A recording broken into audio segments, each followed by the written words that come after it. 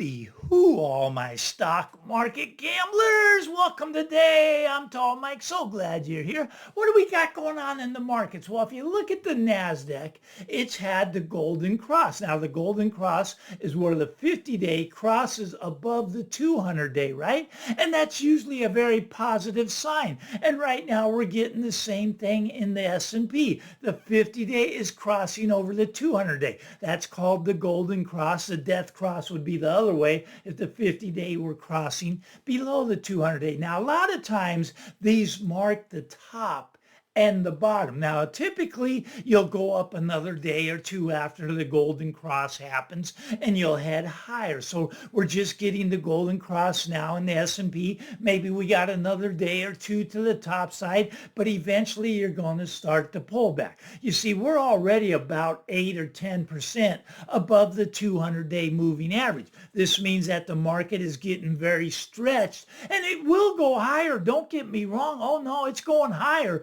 but it doesn't go up in a straight line, right? There's going to be pullbacks along the way. And we're way overdue for a pullback. But it will go higher. It has to go higher. It is the release valve for all the money that we're printing. Now, printing money, very fascinating to me, right? I'm a baby boomer, and us baby boomers, well, we've lived a very rich lifestyle. We've lived way beyond our means. Our whole life, all we had to do was buy the dip and also buy a house. Look at 1980, you bought a house somewhere between 1980 and now. You are doing really well. Us baby boomers, we have made all this money, right? Because they printed the money and the release valve was the stock market, was the housing market. So they have gone up since 1980, right? Printed an extra $37 trillion worth of debt, right? Well, worth of debt.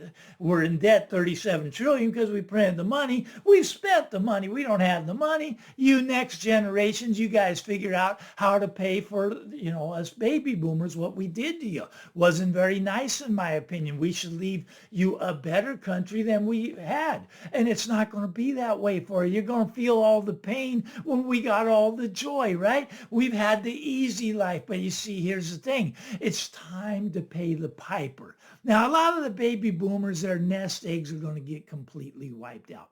The middle class is not going to survive what's coming.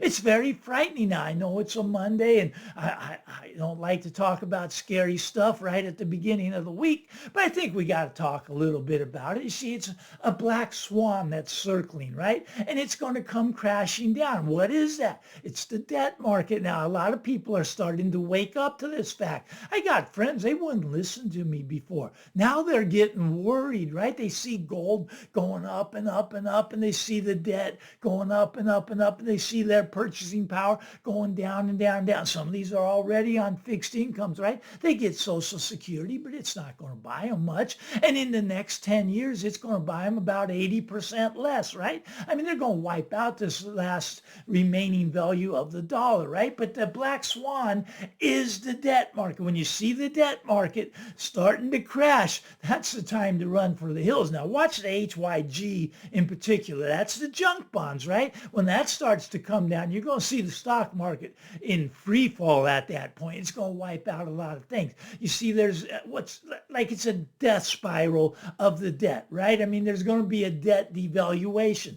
Debt has never been more large, right? I mean, we got 37 trillion. That's just government debt. The private debt is twice as large as that. I mean, you got corporate debt, you got personal debt, you got household debt, you got the states in debt. Everybody's in debt, right? So the 37 trillion, that's a very low number. We have over 100 trillion unfunded liabilities, but just in private debt, we have double the 37 trillion. Figure 75, 80 trillion dollars in private debt on top of the 37 trillion. This whole thing is debt based on debt based on debt. But what does debt do, right? Well, it makes those a debt when you print the money to go into debt. Money's got to go somewhere. So release valve, right? It's got to go into assets. Now, if you own those assets, you're doing very well, right? You're doing very well. I mean, look at the gold, right? Up, up, up, up. Even look at the Bitcoin, up, up, up, up. Look at the stock market. Look at the stock market, new record highs, right? Up, up, up, up. It's the release valves.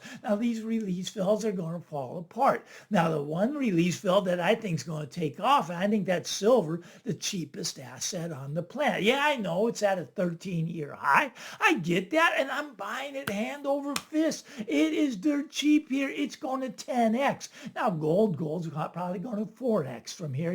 That's called 3,000 to 12,000 is probably what gold's going to do. Silver, 335 to 350. I can see that happening. And you're going to look back at this and go, that tall Mike, he got something right. Everybody tells me I get everything wrong. And that's what they think, right? They think I've been wrong all this time. I'm telling you, I've been telling you to buy gold since it was, $1,700, over doubled, right? Just in the last 4 years. Gold didn't go up. An ounce of gold is still the same, identical. Hasn't changed one bit, right? What happened? The dollar has dropped, right? Dropping like a rock. I mean, just in the last 4 years, the dollar has dropped, 25%, just in 4 years. I mean, doesn't that's starting to wake people up. I'm kind of actually glad it happened that way because it's noticeable. Soon everybody's going to notice it when we start to hyperinflate. Look at the dollar. Right now it's viewed as the safe haven asset, right? I mean, it's a safe haven asset, but it's really not anymore. I mean, once it is not a safe haven asset, I mean, the U.S. is in so much trouble because the dollar being the reserve currency. Now, I could make an argument right now that it is already not the reserve currency. The reserve currency is gold, right? I mean, you look at central bankers around the world, they used to be 90% of their reserves were in the U.S. bonds, right? They don't want the bonds anymore. We went from 90% in the central bank reserves. We're down to about 50% now. What are they using as reserves? Oh, Bitcoin, right? No, they're not. They don't want the Bitcoin either. But what they're using as reserves is gold, right? I mean, up, up, up, up, up, up, right? Okay, so that's what they want. They don't want the dollar anymore. Now, when the dollar goes away as a safe haven asset, we're in big trouble in the United States because they don't want the bonds. They don't want the dollars. They're all going to come flooding back to us. What's going to happen? We're going to hyperinflate in the United States. No reserve currency in the history of the world has ever hyperinflated before. Why are we going to hyperinflate? Because our leaders are idiots, right? They printed money and they think they can print their way out of it. Maybe they can print their way out of hyperinflation. I don't think so. And I don't think you believe that either. So what we're going to have is a problem, a huge problem. It's going to make Zimbabwe look like a walk in the park compared to what's going to hit the United States. And people, they're starting to wake up now. People are starting to want to talk to me about this stuff. Why? Because they can't sleep at night, because their assets are going to get wiped out. Look at the stock market. Up here now, that's going to collapse. The big rug pull's coming. Nobody knows the exact timing of it. I mean, maybe it's this year still. Maybe it's next year, but it's definitely coming, and it will wipe out about 80% of it. Maybe we get that hyperinflation stage first,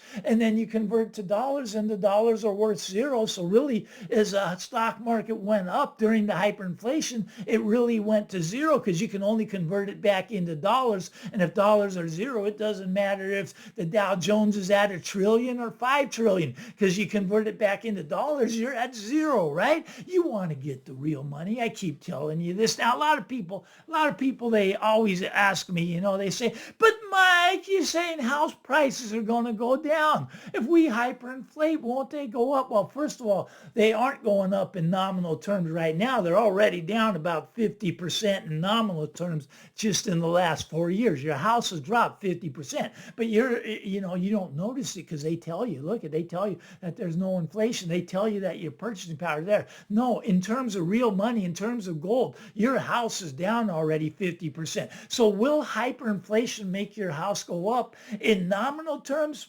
Maybe. I say no, though, and I'm going to explain that in a second. But in real terms, no, no, no, no, no, no. It's going to be soon an ounce of gold will buy you the house, right? I'd say 500 ounces of silver will get you the average price home. Now, in Weimar, Germany, it took 25 ounces of gold to buy a whole city block. I don't know how many houses were on that city block. Let's say there were 25 on that block. That'd be an ounce of gold for every house, right? So, okay, so now in nominal terms, right, here's why I think houses are going to be coming down, even in nominal terms. Now, what you're going to get is the inflation, right? You're going to get the inflation going. They're going to lower that short end of the curve down to zero. It's going to make inflation take off when that happens. Look at Donald Trump. He's out there right now. He wants to appoint a new Fed chairman. Well, yeah, I got news for you. The president doesn't have the power to fire Jerome Powell. Now, he would fire him today if he could, but he's got to wait till next May. We're talking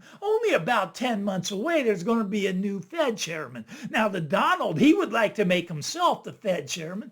I don't know enough about politics to know if that's legal for him to appoint himself as the new Fed chairman. That way he could reduce those rates to zero and below, right? I mean, he wants them to come down 2% right now. He wants Jerome to do it in 2 emergency rate cuts, 1%, 1%. We'll be down back at 2%. But you're going to see the long end of the curve is going to start to go up higher and higher. You're going to, which is your mortgage rate, right? Which is your car loan, right? Which is everything's attached to that 10-year. And that 10-year is going to creep up, creep up, creep up when they lower to zero. Why? Because the inflation is going to come back in. Now, we talked about houses, right? And houses, like you've got inflation going up. Okay, so the inflation's going up. You think your house would go up, but your house is a debt asset. 80% of people buy a house using a mortgage, right? They have to get a mortgage. Now, if the mortgage rate goes from 7% where we're at now, let's just say it doubles, 14%. Maybe it triples, 21%, because you're going to have inflation running hot, 30, 40, 50% a year minimum. And it's going to be scary, going to be real scary for a lot of people. But what's that going to do to your house, right? You got a 21% mortgage rate. Can someone come and get that mortgage rate to buy your house? I don't think so. So what's going to happen is you're going to be limited to just cash buyers. And cash buyers will buy your house, right? They'll do it for about 30 cents on the dollar when they see what's happening. So your house at that point is probably going to drop in nominal terms by as much as 70%. Now, I don't want to scare anyone, so I just say 40%, right? Nobody knows exactly how this will all play out. I mean, you can blow the sunshine, do the Dave Ramsey, the Barbara Cochran, great time to buy. Get out there and buy the house. Most unaffordable time to buy a house is right now in the history of the world. So if you want to do it, I'm not here to stop you. I'm a real estate broker. We love when people buy houses, right? But I'm just saying that it's not a smart idea right now. It's not smart. But that's just my take. Your take, maybe it's like Dave Ramsey. Maybe you're a moon boy. Maybe you think everything's going to go up. A lot of the moon boys think the stock market's just going to keep going up, going up. Look, we've had this, 16-year run. I don't even know how many years it's been now since the 2008 collapse, right? Okay, so let's call it 16, 17 years, straight up, no bear market in there. It's just been one big bull market, right? Well, we got a recession happens on average about every 5 years, and we're into the 16th year. Now, the moon boys think that you can get to 20, 25, 30 years without a recession. I'd beg to differ. Now, if you do that, you're going to go right into a Great Depression, because a recession is actually a good thing. People don't get that. Flushes out bad business models, flushes things out so you can clear out the malinvestment. There's some bad investments being made right now that shouldn't be made. I don't want to get into crypto, but look at it. I don't think the Trump coin's a really good investment. Maybe the Melania coin's a little bit better, but I don't think that's a good investment. Look at Donnie's on all these stable coin boards, right? I mean, he's making millions. Donnie Jr., not the big Don, right? But Donnie Jr., he's on all these, these boards of these companies that are doing the stable coins. He's pocketing 10, 20, 30, 40, $50 million a year just in the stable coin market. It's incredible, right? I mean, there's a lot of fleecing going on right now. So you got some bad bad characters, bad investments out there right now. Now, once again, that's just my take, but I don't think the dollar is going to last as a reserve currency. I don't think it's going to circle the drain. I think it's already circling the drain. Lost 10% this year against other foreign currency. Can you imagine losing 10% against the Mexican peso? Nothing against Mexico. I love Mexico. Billy Bob's down there having a party right now because he's got gold. Mexico loves gold and silver. They don't want our dollars. So why? Because they're dropping against the peso. They would rather have pesos than the dollar. What's the world coming to? We've destroyed our fiat currency. It's coming to an end. There's going to be a reset. Protect yourself. I'd get some gold. I'd get some silver, but that's just what I'm doing. You got to do you. I got to do me. But get out there. Have a great day. Give me that thumbs up first before you go. Punch the subscribe button. Have a great day, everybody. We'll talk again real soon. Bye-bye now.